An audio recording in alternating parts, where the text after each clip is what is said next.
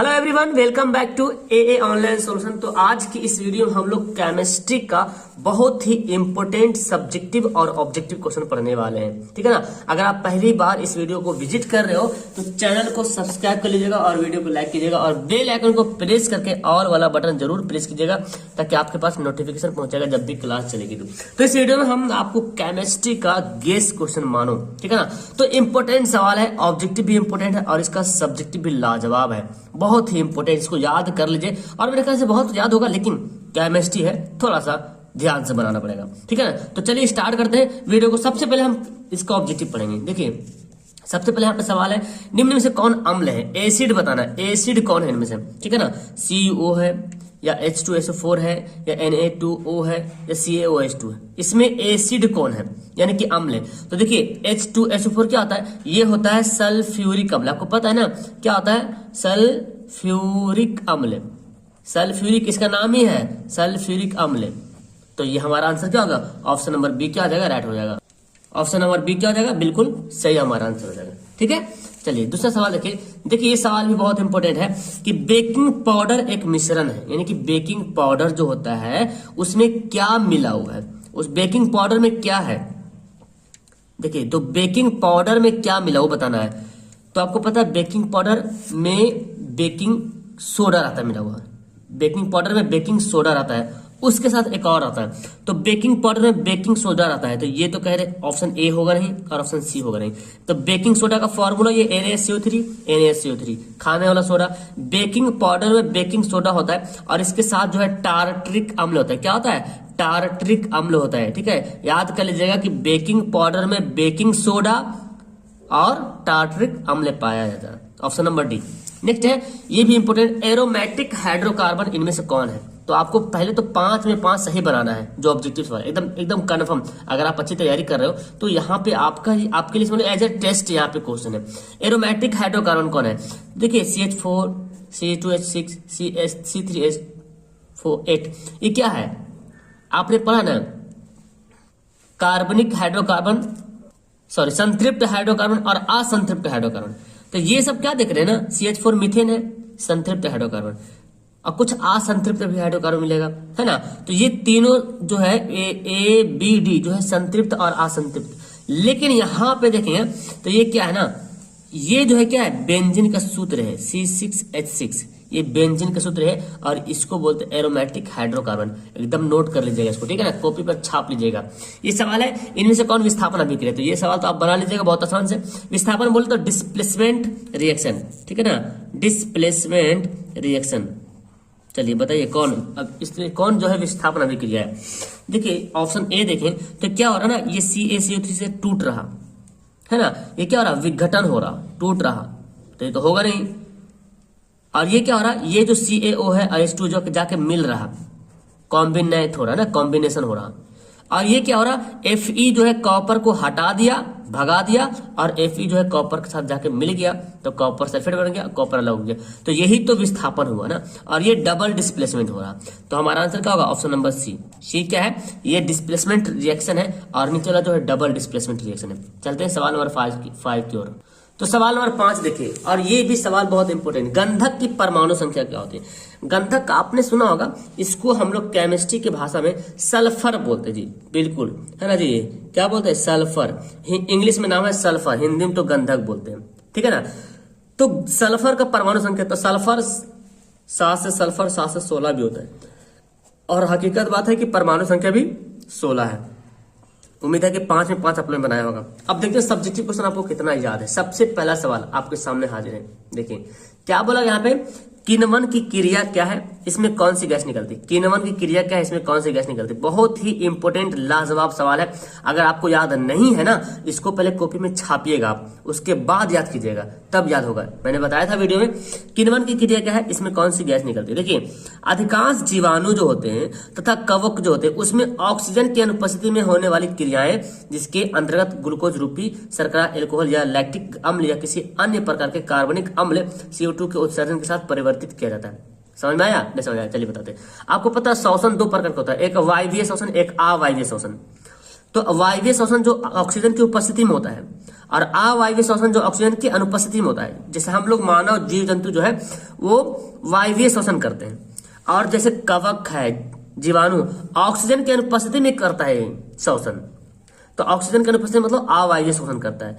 इसमें जो होने वाली जो क्रिया है, ये जो करती है ना जीवाणु कवकों में ऑक्सीजन की अनुपस्थिति में जो होती है, वो जो क्रिया हो रहा ना, उसके बाद का था ग्लूकोज रूपी शर्करा जो होता है एल्कोहल या लैक्टिक अम्ल या किसी अन्य प्रकार के कार्बनिक अम्ल CO2 के उत्सर्जन के साथ परिवर्तित होता है। यानी कि जीवाणु और कवक में ऑक्सीजन की अनुपस्थिति में जो उसमें क्रियाएं होती है, उसके बाद क्या होता है, ग्लूकोज रूपी जो है शर्करा, ग्लूकोज रूपी शर्करा क्या होता है, शर्करा होता है उसमें ग्लूकोज की तरह, ग्लूकोज की शक्ल में शर्करा होता है। ग्लूकोज रूपी शर्करा एल्कोहल या तो लैक्टिक अम्ल या तो किसी अन्य कार्बनिक अम्ल CO2 के उत्सर्जन के साथ परिवर्तित हो जाता है। क्या उत्सर्जन हो रहा, CO2 गैस निकल रहा, इसके साथ क्या होता है, परिवर्तित होता है। इसमें कार्बन डाइऑक्साइड गैस निकलती है। हालांकि यहाँ पे तो दिख रहा है, तो याद हो गया ना जिस तरह से मैंने समझाया, उम्मीद है कि आपको याद हो गया। बहुत ही आसान है यहाँ पे कि जीवाणु और कवक में ऑक्सीजन की अनुपस्थिति में जो होने वाली क्रियाएं हैं,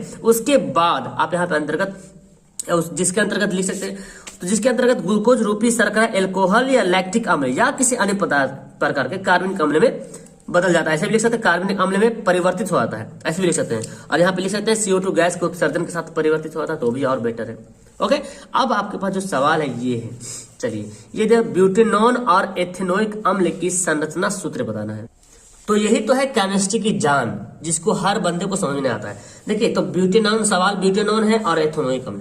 तो पहले ब्यूटेनॉन का मैंने फॉर्मूला यहाँ पे लिख दिया। देखिए, नॉन किसमें लगा, एल्डिहाइड समूह जो CHO होता है ना, उसमें नॉन लगता है, ओन, एथेनॉन, मेथेनॉन, ब्यूटेनॉन, ठीक है ना, इसमें नॉन लगता है। अब ये वाला है हमारा इसका सूत्र है, तो हमको संरचना सूत्र लिखना है, इसका तस्वीर बनाना है। चलिए बनाते हैं। ये कैसे बनाएंगे इसका सूत्र, तो पहले तो ब्यूटेन है, क्या है, कार्बन कितना पीस, देखो कार्बन यहाँ पे 3 है, 1 4 पीस कार्बन है, तो हमको क्या करना है, 4 पीस कार्बन यहाँ पे ड्रॉ कर लेना है। 1 2 3 और यहाँ पे कर लेते हैं 4 कार्बन मैंने ड्रॉ कर लिया। लेकिन यहाँ पे OH है ना एक, अब यहाँ पे जो आखिरी वाला जो कार्बन है इसमें OH लगा हुआ है। आप पता है ब्यूटेनॉन जब भी बनाना होगा तो इसमें डबल बॉन्ड होता है, तो वो कर देंगे और यहाँ पे क्या हो जाएगा, हाइड्रोजन सिंगल बॉन्ड हो जाएगा। तो कार्बन को कितना बॉन्ड मिल गया, इस वाला कार्बन को देखो तो ये वाला कार्बन को 4 बॉन्ड मिल गया ना, 1 bond 2 bond 3 bond 4 bond, 4 electron चाहिए कार्बन को, 4 इलेक्ट्रॉन देखो इधर से मिल गया। ये कार्बन को 2 ठो मिला, एक ठो इधर से एक ठो इधर से, तो यहाँ दे देंगे हाइड्रोजन और ऊपर लिख देंगे हाइड्रोजन। ये कार्बन को भी 2 ठो मिला इधर से इधर से, तो यहाँ पे लिख देंगे हाइड्रोजन और यहाँ पे लिख देंगे हाइड्रोजन। और ई कार्बन को 1 ही ठो मिला है, तो इधर भी डालेंगे हाइड्रोजन, इधर भी डालेंगे हाइड्रोजन और इधर भी डालेंगे हाइड्रोजन। तो ये हो गया ब्यूटेनॉन का संरचना सूत्र। समझ में आया, इसको इतना बार बनाइएगा कि समझ में आ जाए, है ना, क्योंकि सवाल आता है एग्जाम में, और 2 नंबर का सवाल, कभी 5 नंबर का सवाल पूछता है, मैंने दिया है सवाल, आपको बनाने में मजा आएगा, देखिएगा। एथेनोइक अम्ल का लिखना है सूत्र, तो अब हम इसको बनाते हैं। एथेनोइक अम्ल जानते हैं इसको, एसिटिक अम्ल को बोला जाता है एथेनोइक अम्ल, यानी कि एथेनोइक अम्ल का IUPAC से नाम एसिटिक अम्ल, ठीक है ना। अब ये फॉर्मूला CH3COOH होता है, ये COOH इसका क्रियात्मक समूह मतलब फंक्शनल ग्रुप से बनता है, ठीक है ना। तो अब देखिए इसको कैसे बनाएंगे, इसमें भी डबल बॉन्ड होता है, ठीक है ना। तो पहले कार्बन कितना पीस है, 2 पीस कार्बन, तो हमको यहाँ पे 2 कार्बन बनाना है। अगर आपको नहीं आता बनाने के लिए ना, तो इसको इतना बार रिपीट कीजिएगा, इस वाला सवाल, इस टाइप के सवाल को, जो संरचना सूत्र बनाने वाला सवाल, इतना बार रिपीट कीजिएगा कि बनाना आ जाए, समझे, एग्जाम में आ जाए तो उसको छोड़ना नहीं है, ठीक है। अब यहाँ पे क्या करना ना, यहाँ पे जो कार्बन है, ये जो कार्बन इस पे डबल बॉन्ड होगा, ठीक है ना, और यहाँ पे O, और यहाँ पे मैं डाल देता हूँ, तो यहाँ पे ये ना 2H है, तो एक तो O, 2 O है ना, एक O यहाँ लिखा गया और एक OH यहाँ पे डाल देते हैं, ठीक है ना, ये हो गया। अब देखिए एक कार्बन, देखिए एक कार्बन में कितना, कार्बन को 4 इलेक्ट्रॉन चाहिए, तो कार्बन को 4 इलेक्ट्रॉन मिल गया ना, देखिए ये कार्बन को 2 इलेक्ट्रॉन इधर से मिला, एक इधर से एक इधर, 4 इलेक्ट्रॉन मिल गया। अब जो बच रहा ना, एक बेचारा ये वाला बच रहा, तो ये कार्बन को 1 ही इलेक्ट्रॉन मिला है इधर से, तो इसको 3 गो और चाहिए ना, तो एक इधर बैठा दो, एक इधर बैठा दो, एक इधर बैठा दो, यहाँ पे हाइड्रोजन लगा दो, देखो हाइड्रोजन लग गया। देखिए हाइड्रोजन कितना पीस है, 3 और 1 4, देखिए 1 2 3 4 हो गया ना। और O कितना है, 2 पीस है, कार्बन कितना 2 पीस है। तो इस तरह से बनाएंगे एथेनोइक अम्ल, ठीक है ना। ये सवाल नंबर 2 हो गया। सवाल नंबर 3 भी लाजवाब है, एकदम धांसू सवाल है। कार्बन मुख्यतः सहसंयोजक यौगिक क्यों बनाते हैं। कार्बन जो है अक्सर सहसंयोजक यौगिक क्यों बनाते हैं, इसलिए तो हाइड्रोकार्बन में कार्बन क्यों होता है। देखिए कार्बन के अष्टक में मुख्यतः 4 इलेक्ट्रॉन होते हैं, मतलब कार्बन के आखिर बोले तो, है ना, 4 ही इलेक्ट्रॉन होते हैं। और यौगिक बनाने के लिए वह 4 इलेक्ट्रॉन का ना तो खो सकता है और ना ही ले सकता है, क्योंकि कार्बन के आखिर में 4 ही इलेक्ट्रॉन होते हैं, ठीक है ना, आखिर में। और वो यौगिक बनाने के लिए ना तो 4 इलेक्ट्रॉन खो सकता है ना तो ले सकता है, लेकिन इन इलेक्ट्रॉनों को वह साझा तो कर सकता है ना, खो नहीं सकता है, ले नहीं सकता, लेकिन साझा जरूर कर सकता है। ओके, तो इसीलिए कार्बन मुख्यतः इसी कारण से सहसंयोजक यौगिक बनाते हैं, ठीक है। समझ आया क्यों बनाते हैं। देखो एकदम नॉर्मल सवाल है, बस आपको ना अपना माइंड को समझाना है। भाई साहब ये तो एकदम चटनी वाला सवाल है, ऐसे दिमाग को समझाओगे तब याद होगा। जहां सोच लोगे ना यार इतना भारी है यार, कैसे याद करूंगा इसको, तब नहीं याद हो पाएगा, फिर नानी मरे की याद होगा फिर। इसलिए इसको समझाइए, पढ़िए समझ को कि कार्बन के जो अष्टक में 4 ही इलेक्ट्रॉन होते हैं, तो जिसके आखिर में 4 है तो ना तो वो इलेक्ट्रॉन को ग्रहण कर सकते हैं, ना तो ले सकते हैं, ना तो खो सकते हैं। तो लेकिन ग्रहण कर सकता नहीं, खो नहीं सकता, लेकिन क्या कर सकता है, साझा तो जरूर कर सकता है, मतलब पार्टनरशिप कर सकता है ना। तो इसी कारण जो है ये जो सहसंयोजक यौगिक बनाते हैं। अब ये सवाल हालांकि यहाँ पे तो मैं दे दिया हूं 2 नंबर में, लेकिन एक सवाल मेरे ख्याल से 3 नंबर या 4 नंबर के सवाल आता है, तो 5 नंबर में पूछा जा सकता है। मेंडलीव के आवर्त सारणी की विसंगतियां लिखी, यानी क्या दोष रहा है, मेंडलीव के आवर्त सारणी में क्या दोष हुआ, ये 5 नंबर में सवाल पूछा जा सकता है, ठीक है ना। बाकी वो सब सवाल 3 नंबर 2 नंबर था। देखिए मेंडलीव के आवर्त सारणी के निम्न दोष है, विसंगतियां मतलब दोष। पहला, हाइड्रोजन का स्थान, हाइड्रोजन का स्थान में कुछ गड़बड़ी हुआ मेंडलीव में। क्या है, हाइड्रोजन की संयोजकता 1 होती है और यह क्षार धातुओं में से कुछ समानता रखता है, इसलिए इसे क्षार धातुओं के साथ आवर्त सारणी के वर्ग 1 में रखा गया। तो ये ना विसंगतियां हुआ, ये दोष हुआ, क्योंकि हाइड्रोजन की संयोजकता कितनी होती है, 1 होती है, और यह क्षार धातुओं से कुछ समानता, हल्का फुल्का क्षार धातुओं से समानता रखता है, इसलिए इसे क्षार धातुओं के साथ आवर्त सारणी के वर्ग 1 में रखा गया है, ठीक है, मेंडलीव में। लेकिन मोसले ने कहा कि हाइड्रोजन को एकदम ऊपर में कर दिया, एकदम ऊपर में जाओ, एकदम ऊपर तुम अलग हो, क्योंकि हाइड्रोजन के सब कुछ अलग है ना, सारा कुछ अलग है, तो इसलिए उसको अलग कर दिया गया। लेकिन इसमें जो है साथ में रख दिया, तो एक दोष हो गया। समस्थानिकों का स्थान, समस्थानिक समझ रहे हैं ना, इसका डिफिनेशन भी आपको पता होगा। मेंडलीव की आवर्त सारणी में तत्वों के समस्थानिकों के लिए स्थान नहीं है, तो मेंडलीव ने जो अपना आवर्त सारणी दिया है उसमें जो तत्व का ना, तत्व आवर्त सारणी में तत्वों के समस्थानिकों के लिए स्थान नहीं छोड़ा उन्होंने। तो एक तो ये दूसरा विसंगतियां हो गया। तीसरी उनका दोष ये रहा ना कि तत्वों का व्युत्क्रम स्थान मतलब उल्टा स्थान। देखिए मेंडलीव की आवर्त तालिका बोले या सारणी बोले, कुछ अधिक परमाणु द्रव्यमान वाले तत्व कम परमाणु द्रव्यमान वाले तत्व के पहले रख दिया गया। देखिए जो मोसले ने जो आवर्त सारणी दिया है, क्या दिया, परमाणु संख्या पे दिया है, मतलब जैसे जैसे परमाणु संख्या बढ़ रहा उसका वैसे पीछे पीछे बढ़ता जा रहा, मतलब जो कम है उसको आगे रखा, जैसे ही परमाणु संख्या बढ़ रहा उसके पीछे पीछे जाते जा रहा। लेकिन इसमें परमाणु द्रव्यमान पे, और जाहिर सी बात है जिसका परमाणु संख्या जितना होगा उसके अकॉर्डिंग उसका परमाणु द्रव्यमान होगा। जैसे मैंने hydrogen, helium, lithium, beryllium, boron, तो इस तरह से hydrogen, helium, lithium, beryllium, boron जो जा रहा है ना, इसका द्रव्यमान भी ऐसे बढ़ रहा। 1 नंबर पे हाइड्रोजन है, 2 नंबर पे हीलियम है, 3 नंबर पे लिथियम है। तो इस तरह जब परमाणु संख्या 1 2 3 हो रहा तो हाइड्रोजन भी इसका अकॉर्डिंग मतलब बढ़ते क्रम में बढ़ रहा। लेकिन इन्होंने कहा क्या था ना, जो ज्यादा हाइड्रोजन वाले तत्व थे उसको पहले रख दिया और कम वाला को पीछे रख दिया, गड़बड़ हो गया ना। जबकि क्या करना चाहता है, अधिक परमाणु द्रव्यमान वाले तत्व को कम परमाणु द्रव्यमान वाले तत्व के बाद रखना चाहता, यानी कि जो जिसका परमाणु द्रव्यमान कम है पहले उसको रखेंगे, उसके बाद उसको रखेंगे, फिर ज्यादा बढ़ते जाएंगे। तो यही तो किया था मोसले ने कि क्या किया था, परमाणु संख्या के अकॉर्डिंग बनाया। परमाणु संख्या जब आरोही क्रम में बढ़ रहा, एसेंडिंग ऑर्डर में बढ़ते जा रहा, तो परमाणु द्रव्यमान भी बढ़ते जा रहा, तो ये गलतियां हुई।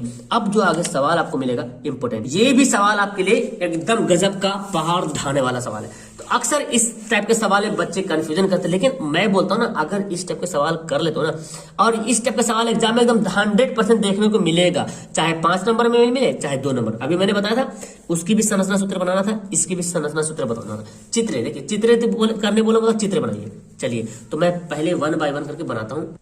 तो पहले मुझे बनाना है ब्रोमोप्रोपेन। देखिए बहुत इजी है जी, इसका मुझे आंसर बताना है, उत्तर बताना है। किसका बताना है, ब्रोमोप्रोपेन। तो पहले लिखते हैं ब्रोमो, देखिए मेरी राइटिंग उतनी अच्छी नहीं है, आप लोग बहुत अच्छे तरीके से लिख सकते हैं, बस समझ आइए काफी है। ब्रोमोप्रोपेन इसके पहले बनाना है। देखिए ब्रोमोप्रोपेन क्या है, प्रोपेन का सूत्र जानते हैं आप, प्रोपेन में ब्रोमीन जोड़ देंगे, ब्रोमोप्रोपेन हो जाएगा। तो एक नॉर्मल से एग्जांपल समझिए प्रोपेन का। देखिए प्रोपेन। प्रोपेन का सूत्र क्या होता है? C3H द्वितीय 6 है ना।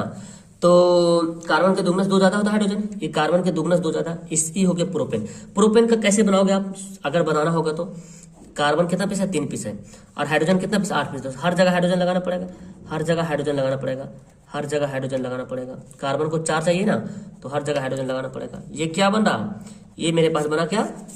प्रोपेन बना। अब यही प्रोपेन में ई वाला हाइड्रोजन को हटा करके Br जोड़ दीजिएगा, क्या बन जाएगा? Bromo propane. अगर क्लोरो बोलेगा तो Cl जोड़ दीजिएगा, क्लोरो प्रोपेन हो जाएगा, समझे? तो bromo methane, bromo propane, bromo जे बोले ना, इस तरह से बना दीजिए। समझ में आ रहा ना मैं क्या बोल रहा हूँ? समझ में आ रहा है? नीचे कमेंट करना।